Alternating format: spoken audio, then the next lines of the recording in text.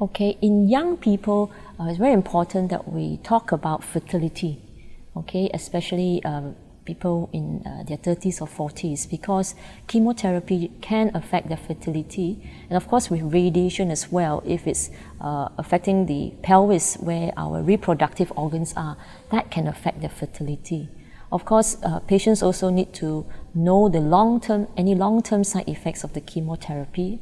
For example, like in some cases, there is a long-term damage to the heart that can be caused by chemotherapy. So we always make sure the patient is fit enough to go through the treatment first before we proceed.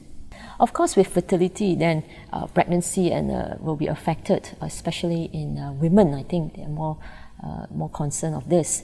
But with terms of sexual function, in patients where the cancer doesn't affect the parts of the body that's involved in that, then there's not so much a concern with that. So for example, if someone has got prostate cancer, a gentleman, if he undergoes surgery, for example, for that, because of where the prostate is, then that can affect the problems with sexual function.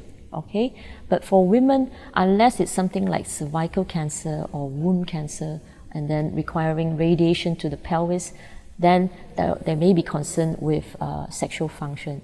But with chemotherapy, there's not so much of an issue. Once patients finish the chemotherapy and they recover, they feel well in themselves, that really shouldn't affect the sexual function. But it's very important to differentiate sexual function from fertility. Okay, I hope you know what I mean.